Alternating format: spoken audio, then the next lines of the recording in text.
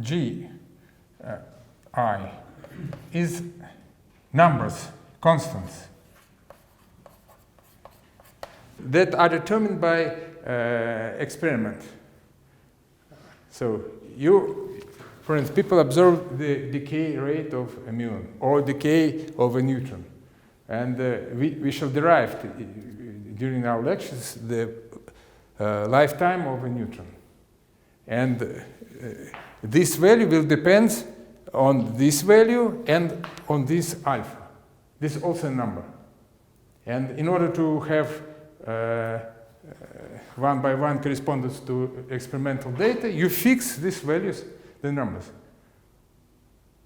But that was a very hard job that was produced for decades, from 60s, I suppose, even 50s, 60s.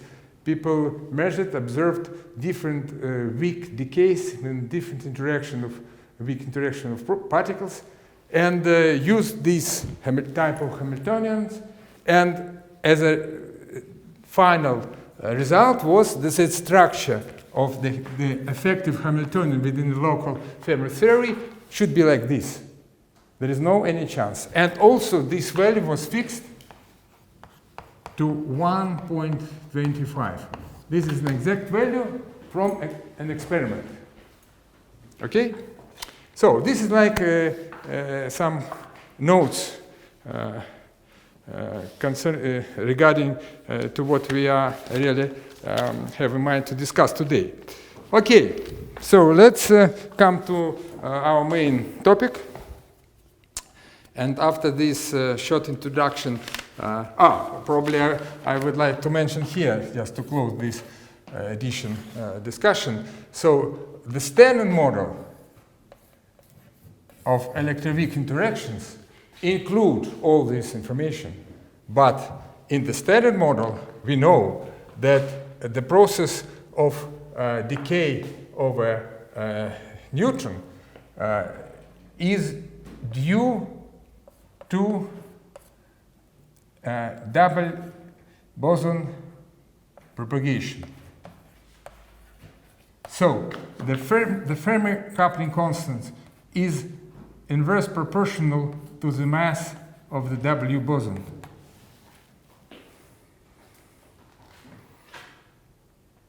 Because the diagram, the real diagram, if we are not interested in the quark structure of proton and neutron, this is W, this is neutron, this is proton, and this is electron, and this is electron neutrino.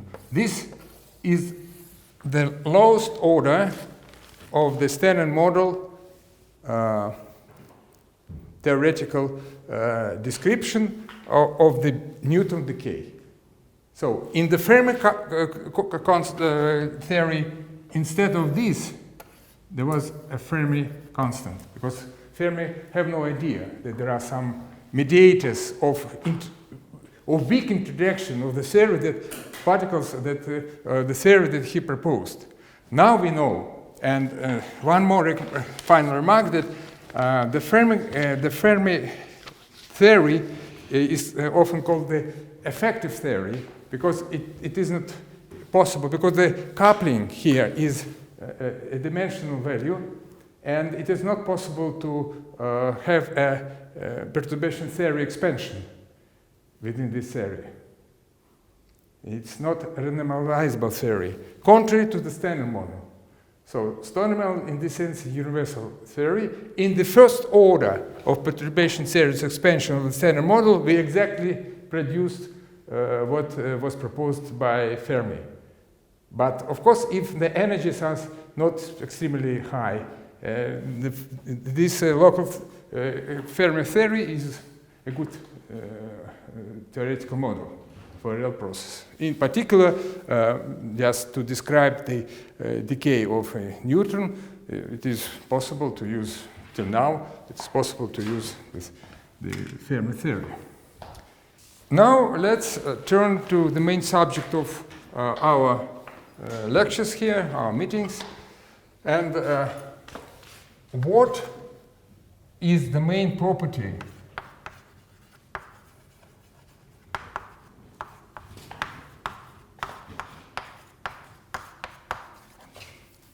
of particle, of neutrino. What do you think? The main property is the mass, yeah? For sure. Mass. Mass of neutrino is the main property, yeah? And I would like to say that, declare in advance, that nowadays we have some information about the mass of neutrino, but not final and not exact. In which sense? So we know this year, and for many years before, we know that the mass of neutrino is not zero, for sure. But we do not know what is the real value of this mass. The situation is very tricky because we know that the particles that interact or participate in interaction with the other particles like neutrons, protons, or quarks, and leptons and muons, electrons and tau, they are not an exact particle, really. And each of these particles that enters the Lagrangian of interaction, of the Standard Model even, they are combination of real particles, also neutrinos, with particular masses. This is the coefficient. A1, B1, nu2, plus C1, nu3. And these three particles are called the neutrino mass states. And these particles have real masses, M1, M2, and M3.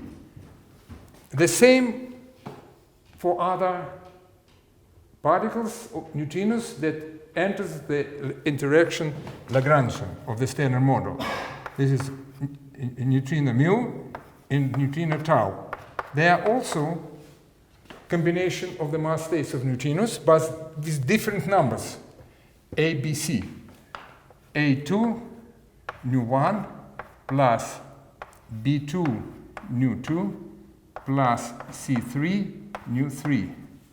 And the third type of neutrino, the tau neutrino, that interact to tau lepton, have the same structure in this sense, nu3, nu1, A3, nu1, B3, nu2, plus C, here I should put C3, nu3. So this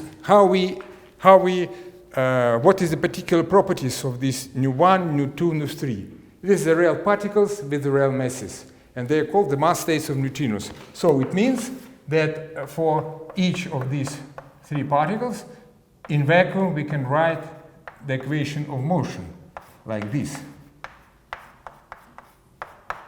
This is the Dirac equation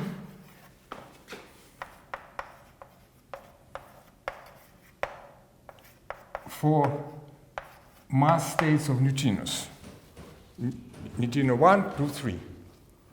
But the Standard Model Lagrangian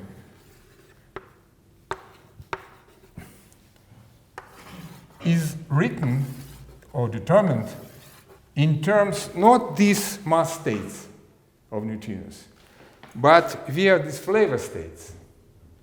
And I don't want to now to write even a part of this Lagrangian exactly, because we shall deal with this issue in one of the subsequent lectures. But I only would like to show how we can distinguish, in principle, these three neutrinos by particular terms in the Lagrangian. So if you write the particular term of the Lagrangian, so we shall have such an interactions. So this is electron neutrino, and this is W boson. So this is the typical term here in Lagrangian of Standard Model. which enable us to distinguish different types of flavor neutrinos. And this Lagrangian should be used when you are considering the process of appearance of neutrino in the source, in reactor, in the sun, in some environments and astrophysics and cosmology, etc.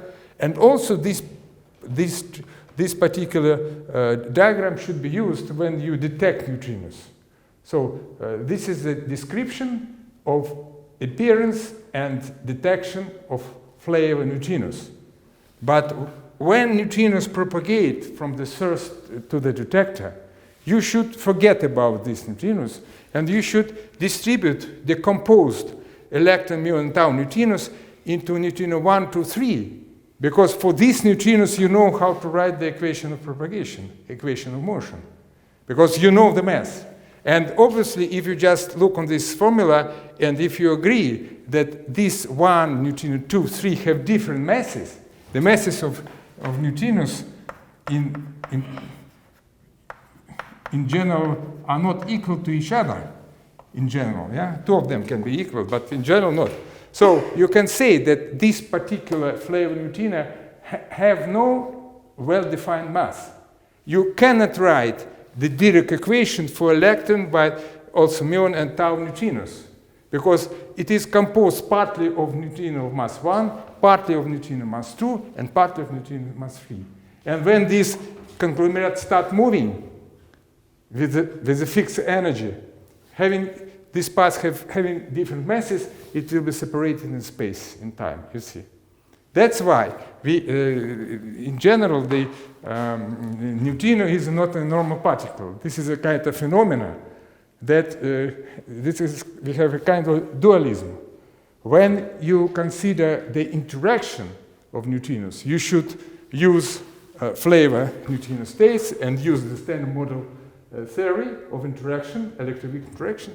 And when you try to describe or understand or theoretically investigate the propagation of neutrinos of different flavors, you should always consider the mass states of neutrinos and solve the problem exactly on the base of the equation of evolution or propagation of neutrino in space and time. So how we distinguish, I would like to close this part, how you distinguish different types of neutrinos, of electron, muon, and tau neutrinos. So there are similar diagrams for two other neutrinos.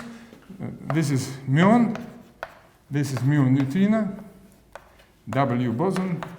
This is typical diagrams that enable us to distinguish experimentally and also theoretically in description of different processes. So this is the typical terms in Lagrangian. But in the Lagrangian, there is no term like this. I just read the mass term. Let's alpha be the electron, muon, and tau. This is a flavor.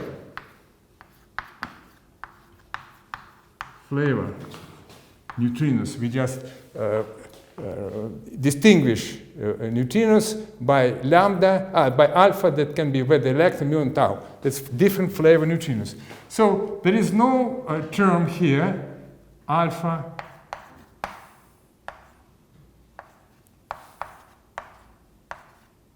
This is the mass term, you know, in Lagrangian. Due to this term, you by variation procedure standard, you can get this equation of motion, the Dirac equation, due to this term. But in the standard model Lagrangian, there is not such a term. There is not such a term. This is a problem. So finally, neutrino is a not normal particle. It behaves like the particles that well define the interaction by the standard model Lagrangian, but it is not possible even to describe how the flavor neutrino propagates, because there is no equation of motion for the flavor neutrinos, like Dirac equation. You know, the particle with the spin 1/2 in vacuum propagates according to this Dirac equation. Yeah, and this is the problem. And when I fix as the main problem of neutrino as neutrino mass, I mean also this. But mostly, I would like to say that we know that the mass is not zero. And we know that the mass on effective mass of neutrino. So this is a kind of combination of real masses of real massive neutrinos.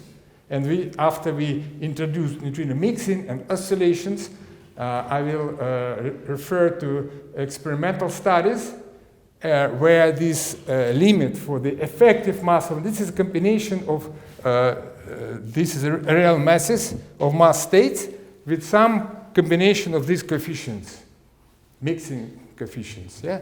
The effective mass is less than 0.8 eV.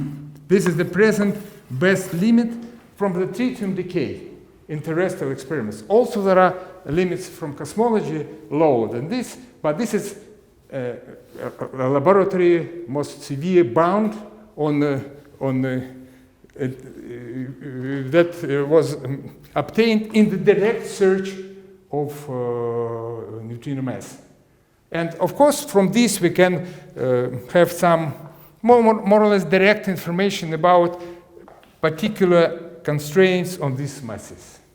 We can also derive. This is the limit. But we know that this is not zero. Because that will be really one of the main topic of our lectures, next lectures, because there is a set of experiments when people measure fluxes of neutrinos from the sun, for instance. And starting from the middle of 60s, when Nobel Prize winner Davis for the first time observed the neutrino flux from the sun, and he measured 1/3 that was expected based on the calculations on the standard model of the sun. There is a standard model of the sun that accounts all properties of the sun, luminosity, age, chemical composition, etc. And within this area, it is possible to calculate theoretically the flux of electron neutrinos that are emitted per unit time from the surface of the sun. And knowing the distance, you can say, calculate again, determine theoretically what is expected number of electron solar neutrinos arriving each moment, each second to the surface. And Davis detected 1/3 only from the amount that was expected if the sun is working as it is really working. And there are also another indications, theoretical experimental indications that something is not very, very simple with neutrinos. And under the pressure of this experimental data, this decomposition of flavor neutrinos into mass states of neutrinos were proposed. By the way, we are very proud that the first time this idea was formulated by Wirtz in short, very papers represented of Bruno Pontecorvo.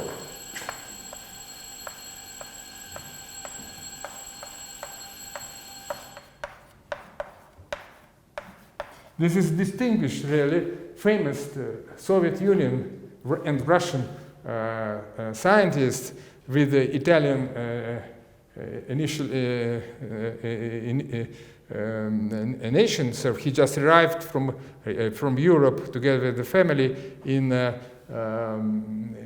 1955, and from 1966 till 1988.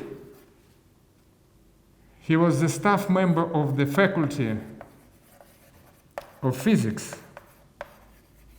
of the Moscow State University. He was the chair of the Department of Particle Physics for 20 years. And exactly in 1957, he proposed that neutrinos are not as simple particles. And at that time, only two types of neutrino were known: neutrino and antineutrino at that time, because the second type of neutrino, the muon neutrino, was discovered in 1962. So, at that time, people were sure, but some of scientists were a little bit concerned about this, that only one type of neutrino exists in nature. But of course, there is another type, an antiparticle. Yeah? So it means that if neutrino exists, the antiparticle, antineutrino should exist. And Pantacorvo wrote in his preprint and paper in 1957 that probably neutrino mass is not zero. And then he just go ahead in his theoretical investigations, yeah? And then neutrino is not a normal particle, but this is a mixture of neutrinos and antineutrinos. In words, he just introduced the mixing. What I have just right here formally, that there is mixing between different types of neutrino, and then in the next sentence he resumed the final result of this his idea, that then after some distance the antineutrino travel from a reactor. They are produced by beta decay. Yeah? So the flux of the bunch of neutrinos will be composed in equal amount of neutrinos and antineutrinos. So if there is such a decomposition of flavor neutrinos, in particular electroneutrinos, and there is mixing between neutrino of different types, two types, neutrino and antineutrino, then if you go far away, there was an equal amount of neutrinos and antineutrinos in the bunch. So in these famous papers, just on one page, he formulated the idea of mixing and the idea of oscillations, and that his idea was used to explain why in the middle of 60s, Davis measured 1/3 of amount of southern neutrinos in respect to what was expected if neutrino is a normal particle and if this model of the sun is working perfectly. But we know that the model of the sun now is confirmed by neutrino experiments that it's working perfect. So, do antineutrino also consists of the same neutrino mass? Nowadays also neutrinos and antineutrinos. So you can transform the wave function of neutrino to antineutrino, and yes, use these formulas, and that will be everything is okay. Yeah, yeah. But at that time, there was no notion about the second different type of neutrino. But of course, after this discovery, experimental discovery was made, Japanese people, Sakata, Maki, and Nakagawa, they use the idea of Pantacorvo, and they also introduce the second flavor neutrinos, and also they introduced the second mass of neutrinos. So, and in fact, they introduced the mixing between different flavor neutrinos, also with two mass states of neutrinos. But they stopped, and they didn't follow the second part of prediction, discovery of Pantacorvo, who just, without any formulas, but he formulated the result of the special and the evolution of neutrino flux in space and time. They fix it and put it just as it was. But then, later in 1967, Pantacorvo and Gribov, they consider the evolution in space and time of mixed states of neutrinos, and derive for the first time the formula that describes the probability of observation of particular flavor of neutrino in a flux after the flux travels some distance in time. And that was the final result, the basic result in the theory of mixing and oscillations. Of course, after that, from the subsequent decades, people just include many other very interesting phenomena, just invent a very nice model and write a lot of formulas with 3 flavor states, with 3 masses of neutrinos. But that was the basic discovery also of Pantekorov and Gribov. And nowadays, the matrix of mixing, we shall write it next lecture. These coefficients, they form a matrix, 3 by 3 matrix. It's called the Pantekorov-Maki-Nakagawa mixing matrix. Well, some Japanese people try to not include the name of Pantekorov, but this is not correct, because the idea was formulated by words. That was, well, in a sense, a technical issue, but of course it was very important what Maki, Nakagawa, Sakata did. But that was a technical implementation of the idea of Pantekorov, that neutrinos between different species neutrino are mixed states, and if they travel quite enough distance in time, that due to oscillations, he didn't mention this, but that is the result of oscillations. And if you write the proper formulas, we shall derive these formulas, you will see that due to effect of oscillations, if you travel together with a bunch of neutrinos enough large distance, you will see that there will be equal number of neutrino species that are in mixing. That was a result of oscillations. So,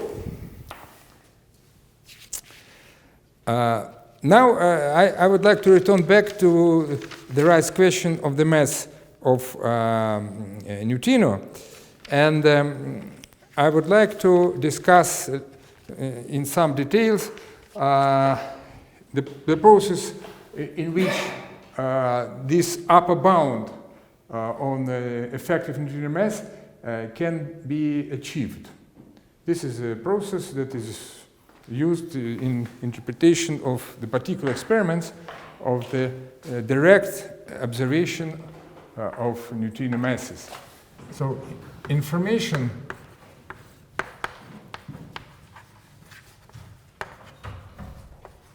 on neutrino masses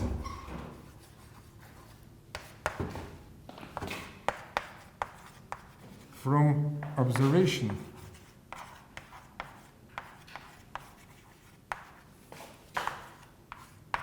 of electron energy spectrum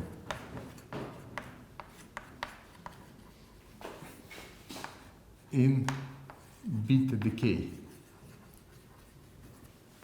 So this is the most severe bound derived from this observation. Now, we fix on the energy spectrum of electrons that appear in the beta decay of a nuclei. Yeah? So let's consider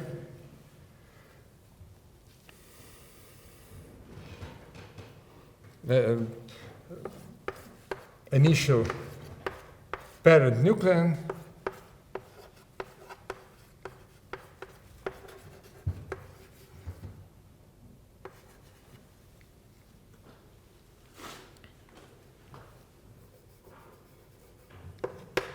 nuclei, and it decays.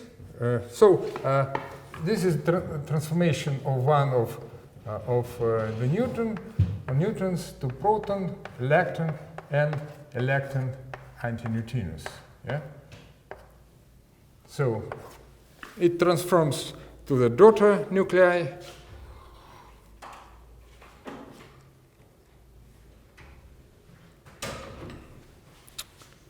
The same A. The charge is changed +1. Then electron plus electron antideutinous. Yeah. So what is important here to know that is delta, this is the mass of neutron minus mass of proton, is equal to, let's write divided by the mass of electron. Mass of electron, I just recall that the mass of electron is 1/2 MeV.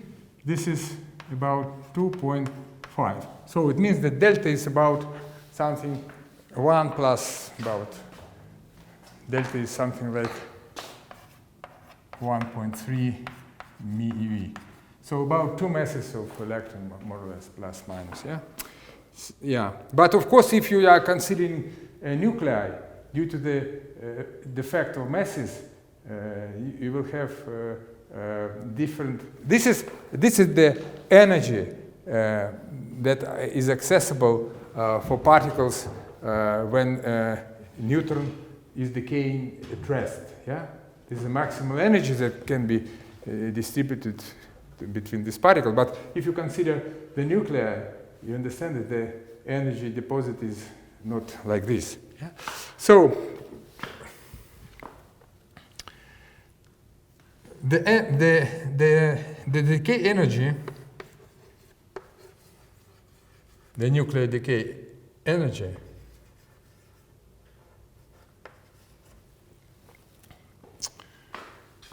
we just call it Q.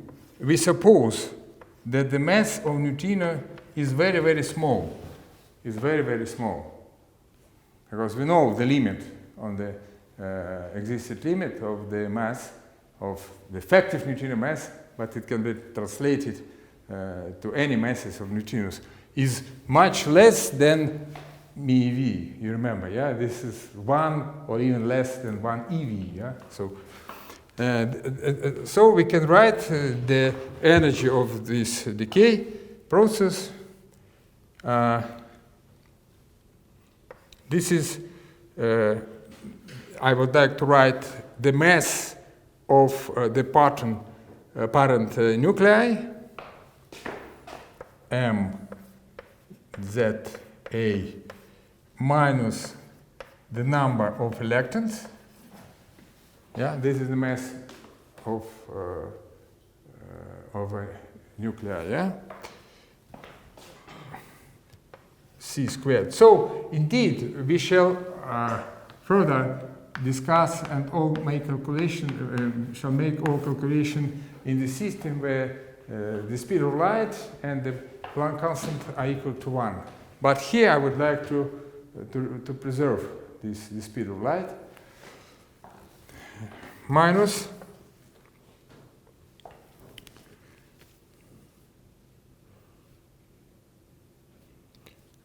the mass of the daughter nuclei, that is MZ plus 1 A minus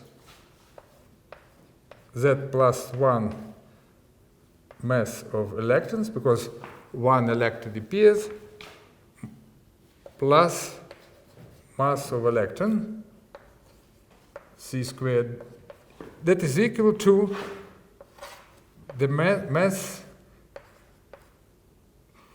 of atom decaying to mass of the daughter atom.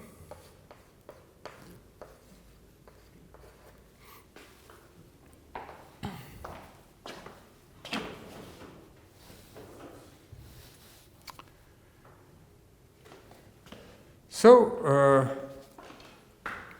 obviously, and this energy can be distributed among the 3 particles three bodies that appear in the decay. If we neglect the mass of neutrinos, and if we account for that electron mass is much smaller than the mass of any nuclei and daughter nuclei also, then we can say that all the energy is distributed and is related to electrons, all the energy. And if the mass of neutrino is not zero, then obviously, again, the energy spectrum of electrons will be modified in respect to the neutrino massless case. Yeah? And that is the main idea of experiments to obtain information of effective mass of neutrinos, looking at or measuring the energy spectrums of electrons in the beta decay. That is the main idea. So we can get information about the mass of neutrino, accurately measuring the energy spectrum of electrons in the beta decay when neutrinos are also produced. And I would like to implement and just to write some formulas that will exactly demonstrate how the energy spectrum of electrons depends on the mass of neutrino. And these formulas are used in interpretation of the experiments that on the beta decay of tritium in particular, in which the most severe bound on effective mass of neutrino has been obtained. So at first, let's consider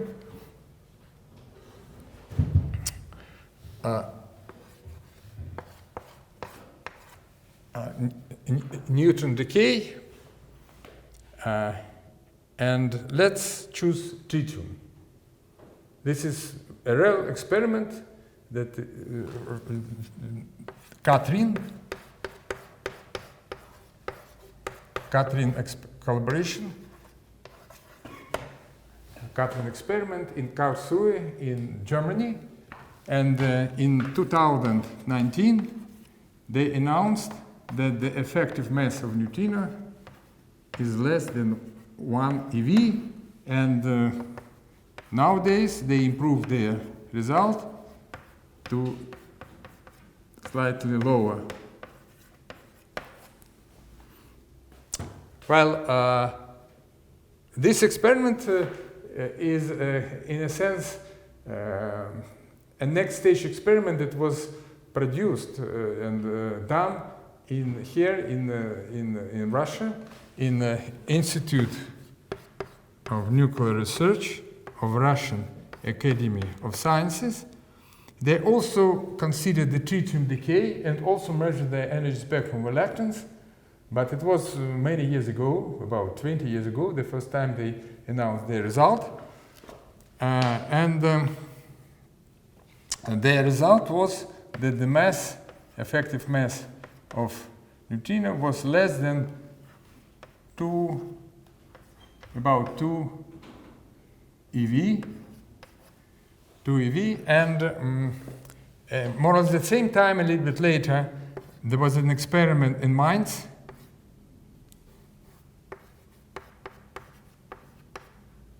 And their result was something like this initially.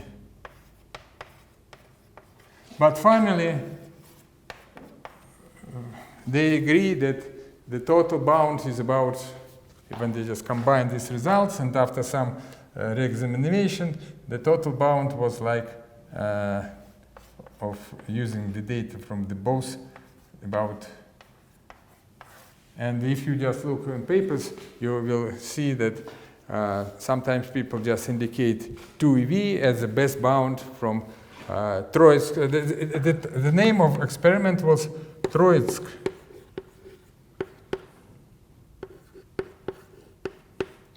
New mass experiment. Because the Institute of Nuclear Research partly located in the center of Moscow, not far from here, and the base, the experimental basis is in Troitsk, just about 20 kilometers from Moscow. Yeah? And the name of this experiment was Troitsk Mass Experiment. Until now, they are running, but they are now looking for other issues. So let's continue. Let's continue and let's study the tritium decay. This is a tritium.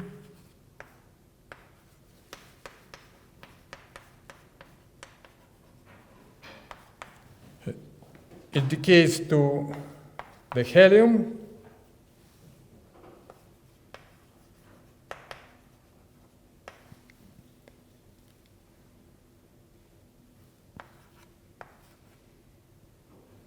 Plus electron plus electron neutrino. Okay?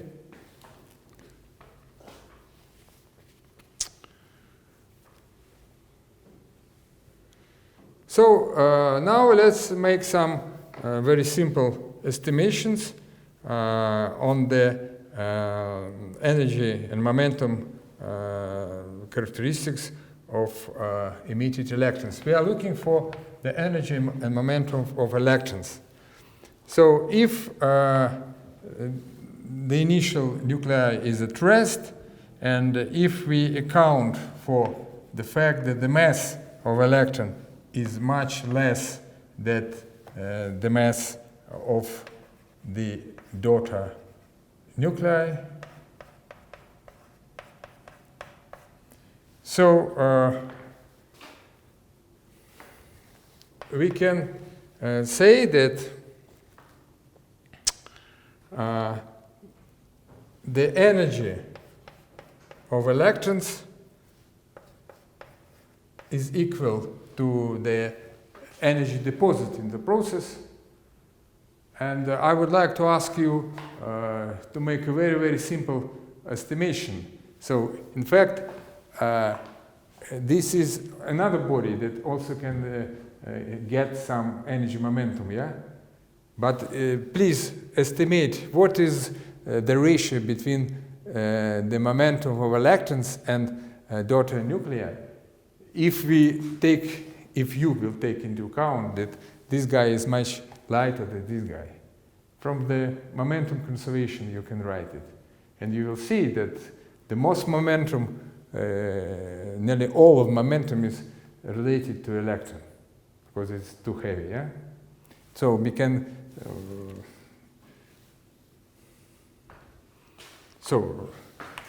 write that the energy of electron to the energy of the proton, if you just consider the proton, is proportional to the mass of these particles. That's from the energy momentum conservation, but it's very, very, very simple. Yeah. Of course, the energies are so that particles are not relativistic. You can use non-relativistic expressions for the kinetic energies of the particles. Yeah, very simple. Okay.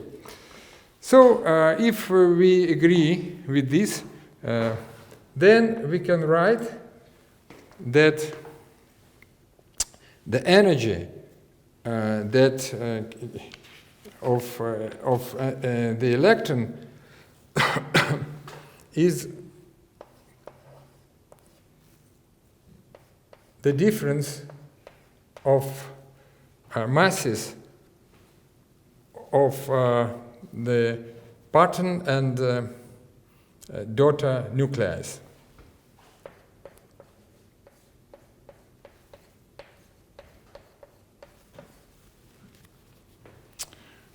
For particular case of tritium, for this particular process, it is known that the energy is equal 18.6 or 18 GeV, 0.6 keV.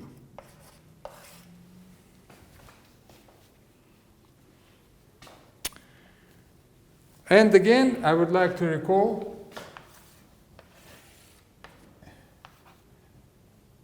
the This is the energy spectrum distribution. This is the maximal energy. This is the energy, minimal energy of electrons. And this is the probability. This is the electron energy. This is the spectrum in case that there is no neutrinos. So the monochromatic spectrum of electrons in this case, yeah? So, now I would like to turn to more exact calculations, and I would like to derive an exact formula for the energy spectrum of electrons in this particular process that is used in many experiments, at least in 2 experiments. I have just mentioned here where the upper bounds on neutrino effective mass have been obtained. And also, I would like we are also very proud that one of our pupils, Alexey Lokhov,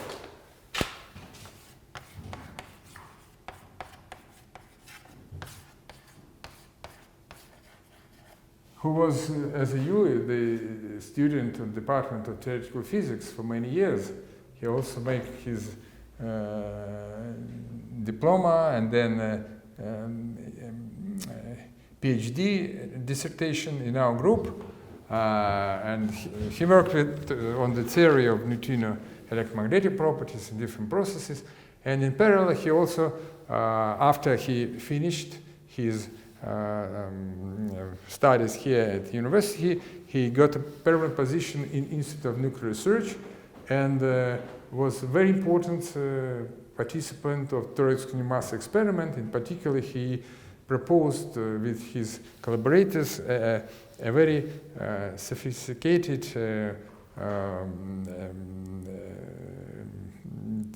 method of analysis of experimental data. And then, about 4 years ago, he became the member of Katrin experiment, and now for 3 years he is in Germany. And he is one of the key guys who just make an analysis of Katrin experimental data. And when I have mentioned that the first result of Katrin experiment was announced on the International Neutrino Conference in Kyoto in Japan. It was before COVID restrictions. It was 2019, and the spokesperson of this Katrin experiment announced that was the best, the most important result announced on that most important neutrino conference, and it was written that our result on the upper bound of neutrino effective mass on the level of 1 eV was obtained by the method of Alexey Lokhov. So and Tkachov, his co-author. So and we are very proud, and still Alexey Lokhov is the member of our group, and so we have some communication together. So now let's write the probability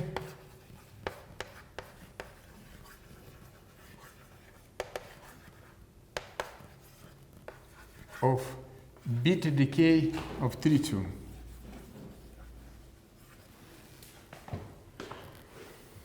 We use the so-called golden rule of Fermi and write that the probability of this decay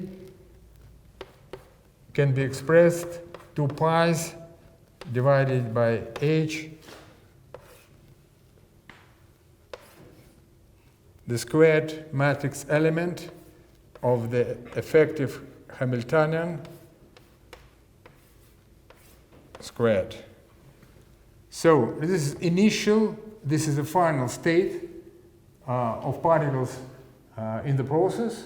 Initially we have neutron, and the final state is formed by electrons, by an electron, proton, and neutrino. And here is the n over the energy, dE, This is the density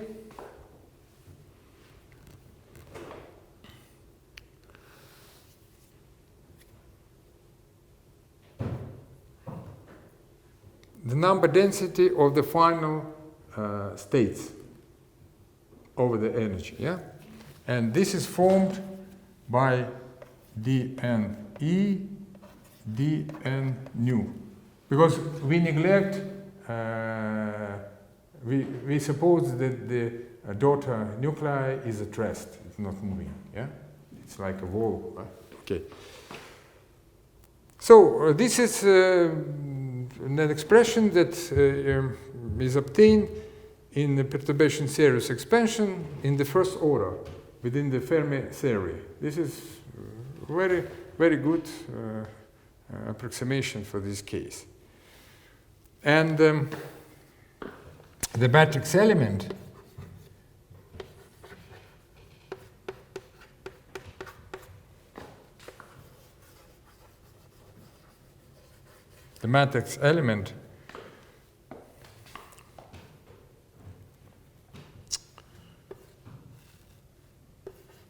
of the interaction Hamiltonian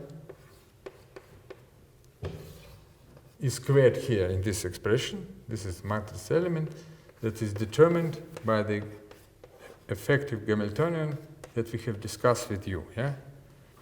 So now let's consider this guy in details. So at first,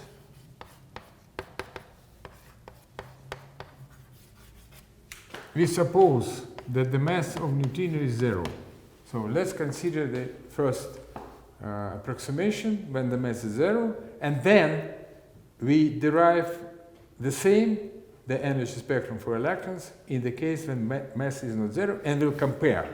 And we shall see that there is a very exact appearance of the mass in the energy spectrum of electrons. That is the basis why these kind of processes are used in the experiments where electron energy can be measured to constrain the value of, or get information, but nothing is seen in the experiment, yeah, and that's why we have only upper bound on the mass of neutrino, effective mass of neutrino.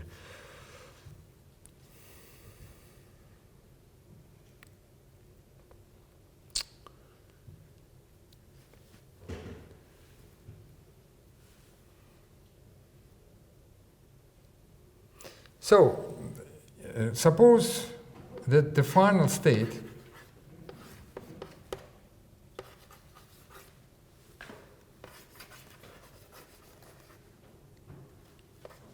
of electrons is determined by this guy and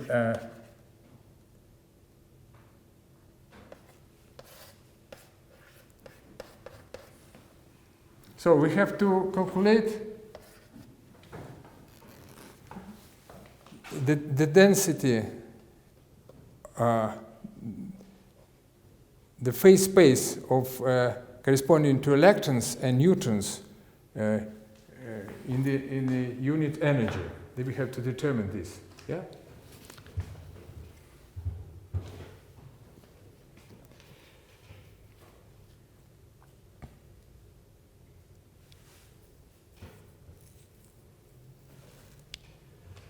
And our goal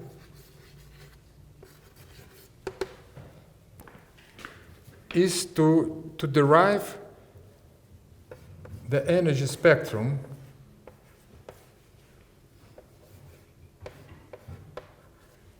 of electrons. So this is the number of electrons with a particular range of momentum, and that will be equal to the same constant, the square of the matrix element of the Hamiltonian between the initial and final state, dn over dE, where we have to account that the phase space is formed by two particles only, because, as I have mentioned, the daughter nuclei is not moving, it is too heavy, and we neglect the motion of and contribution of the daughter nuclei to the phase space. Yeah.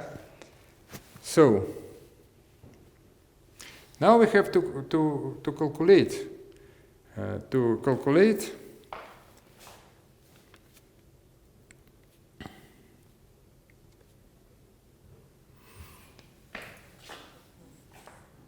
the phase space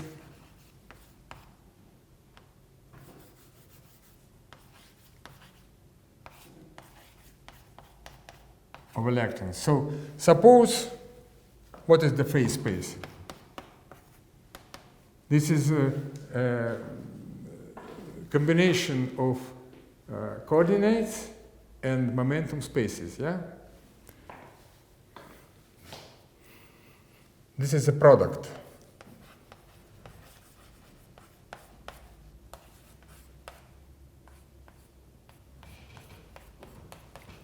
And now we have to deal and just to address to the Heisenberg uncertainty principle, and recall that the uncertainty in coordinates and the corresponding momentum can be not less than the Planck constant. This is a minimal value of the phase space of electron, corresponding to one coordinate and one momentum, yeah, project. So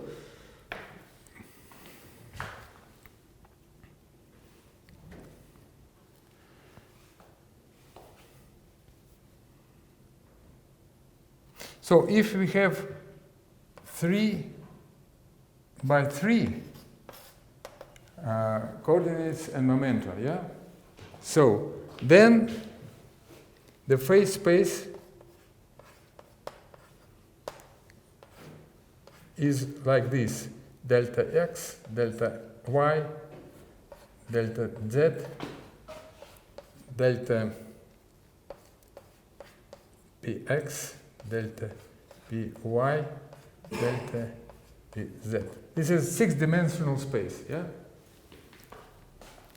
So we forget about the spin properties, because in addition to this, we have to account that there are two different, if the spin is 1/2, two different possibilities, two different states in respect to spin properties correspond to each cell in this phase space. So this is the product of coordinate and momentum spaces, yeah? So, and now let's consider the electron that is radiated in the decay, and that is localized in some volume in space.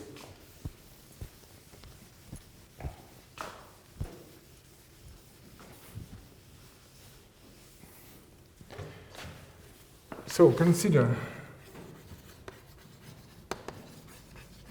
an electron in some volume with the momentum in the interval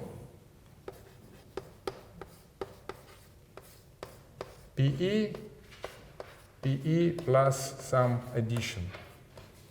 Yeah.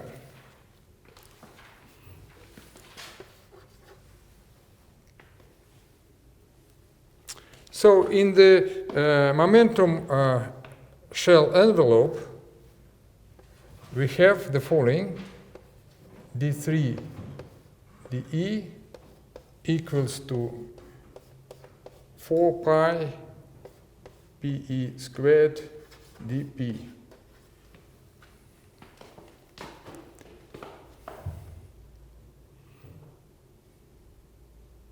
And then the number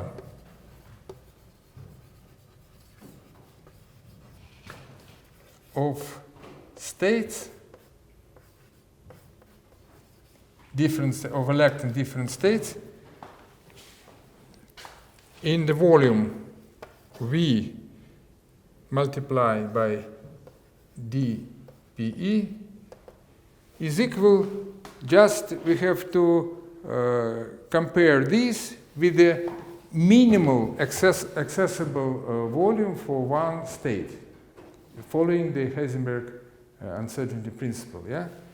So, and we can write that dNE equals to, I still reserve H, contrary to what we shall do in the next lectures. So this is the volume for pi dE dPe squared, yeah, divided by H in the third. Yeah, okay? So this is what enters the number state density in respect to the energy. Yeah. So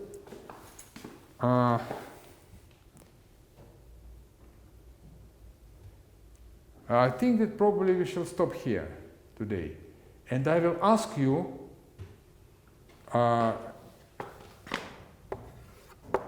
to calculate the second important number that enters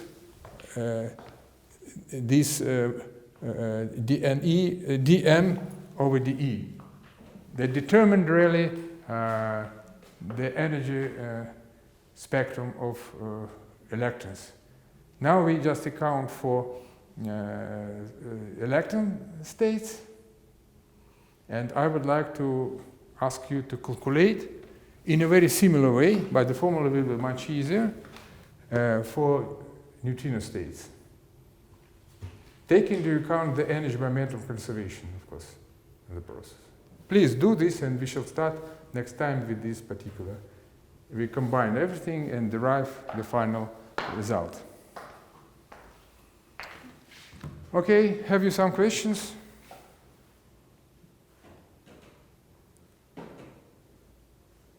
No questions? Everything is clear, yeah? Okay? Thank you.